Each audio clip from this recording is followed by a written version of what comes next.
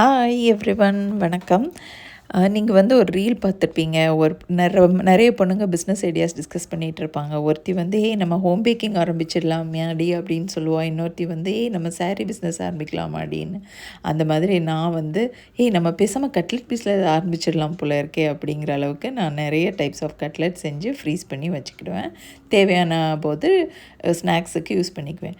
அப்படி இன்றைக்கி நான் செஞ்சது வந்து இந்த வெள்ளை பட்டாணி ஊற வச்சு அதை வேக வச்சது, அதுவும் இந்த ஸ்வீட் பொட்டேட்டோ இல்லை சக்கரவள்ளி கிழங்கு இல்லை சீனி கிழங்கு அதை வேக வச்சதையும் வச்சு மிக்ஸ் பண்ணி செஞ்ச கட்லெட். அது ரெண்டையும் வேக வச்சு தோலெல்லாம் எடுத்துகிட்டு நல்லா மசிச்சுக்கிட்டு, அப்புறம் வெங்காயம் பச்சை மிளகாய் போட்டுக்கணும். அப்புறம் நமக்கு தேவையான மசாலாஸ் போட்டுக்கணும். நான் இன்றைக்கி போட்டிருக்கிறது வந்து காஷ்மீரி மிளகாத்தூள், கொஞ்சம் கரம் மசாலா, கொஞ்சம் சீரகத்தூள், கொஞ்சம் மல்லித்தூள், கொஞ்சம் மஞ்சத்தூள், உப்பு, அப்புறம் கொத்தமல்லி நல்லா ஃபைனாக சாப் பண்ணது. இது எல்லாத்தையும் போட்டு அது கூட நல்லா மிக்ஸ் பண்ணிக்கிட்டு, அப்புறம் அதுக்கு பைண்டிங் ஏஜென்ட் மாதிரி இருக்கிறதுக்காக கொஞ்சம் கடலை மாவும் நான் இன்றைக்கி யூஸ் பண்ணியிருக்கேன். ஆக்சுவலி கடலை மாவுக்கு பதில் நீங்கள் அரிசி மாவும் கொஞ்சம் யூஸ் பண்ணிக்கலாம், நல்லாயிருக்கும்.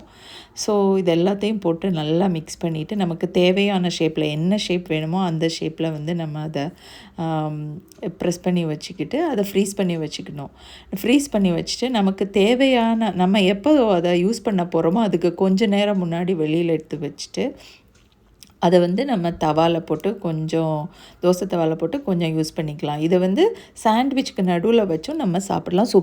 சூப்பராக இருக்கும். நீங்களும் ட்ரை பண்ணி பார்த்துட்டு எப்படி இருந்ததுன்னு சொல்லுங்கள்.